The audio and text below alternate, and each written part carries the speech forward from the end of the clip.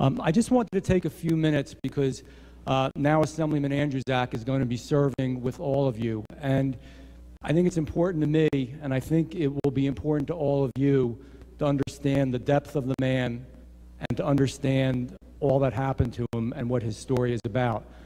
Bob Andrzejczak is always an individual who had a strong desire to serve this nation and a strong desire to serve all of us.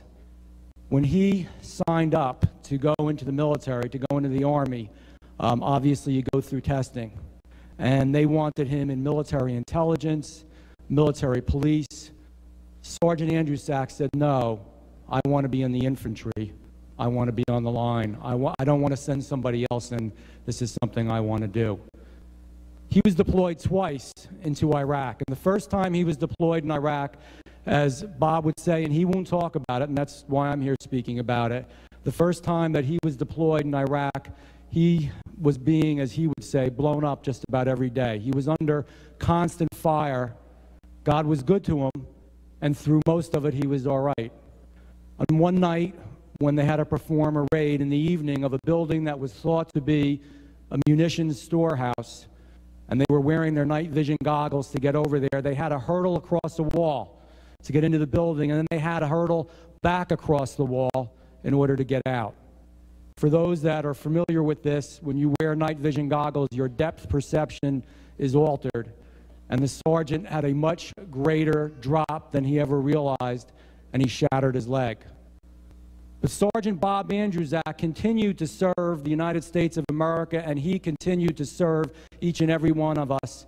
He could have gone back home. He stayed in excruciating pain. He served his entire deployment. Eventually, they did make it stateside, and they began to mend his leg. But then there was a second deployment, and his entire team, his unit was deployed again. Sergeant Andrzejczak was held back. The doctors said he shouldn't go. His superiors said they wouldn't let him go. He argued, he pushed, and pushed, until finally, against their better judgment, the sergeant went back for a second deployment and a second tour of duty in Iraq. And he was told that he would go on the provision that he would not get himself involved in the action, that he would stay to the side. It's the old proverbial desk job. Now, if you know a little bit about this man and what you've heard already, that wasn't good enough for him. He ended up on a convoy. And not only was he on the convoy, but for those that are in the military, they know there is one truck in the front of the convoy, and there is one truck on the back of the convoy that protect the entire convoy. Sergeant Robert Andrzejczak was in the truck at the rear that protected the entire convoy, but he was not only in that truck. He was the lone gunner that sat atop the truck in the turret, handling the machine gun, protecting everyone. And as a sergeant would tell you, that was a quieter deployment. There was less action, or so it seemed, until one fateful day, the enemy threw a grenade. And it was a special kind of grenade. It was an armor-piercing grenade that blew up the truck, and it blew off the sergeant's left leg.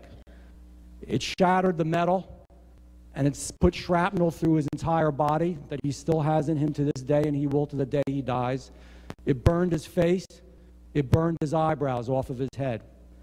Now, most of us, assembly people, most of us, men and women, would have just gotten down to the ground and prayed to God that somebody would save us, that somebody would come along and help us.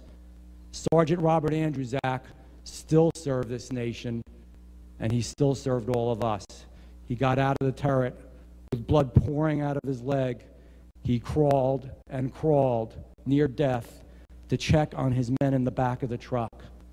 Little did he realize that his men were in better shape than he was, and at the end of the day, they had to save him. He had to instruct them on how to tie the tourniquet on his leg. They had to get him on a chopper so that he would live. But he was bleeding so badly and so close to death, they couldn't get straight to the hospital. He bled out multiple times. He died and came back. Sergeant Robert Andrzejczak, 2 weeks later, after all of this, at Walter Reed, some of you may remember this because it was on national television, Oprah Winfrey came to visit him. I'm getting some help. Oprah Winfrey came to visit him, And it's an amazing story, and everyone can see it on her website. She still keeps it up there. Just the kind of individual that he was.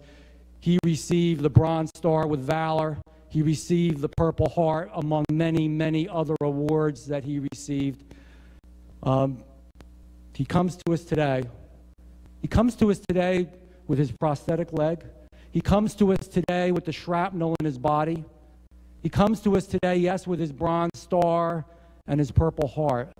But more than anything else, he comes to us today with a fierce desire to serve this country and to serve all of us and to serve this state. So I say to all of you on both sides of the aisle, please take care of this man. He is a good man, and we're proud of him. Thank you.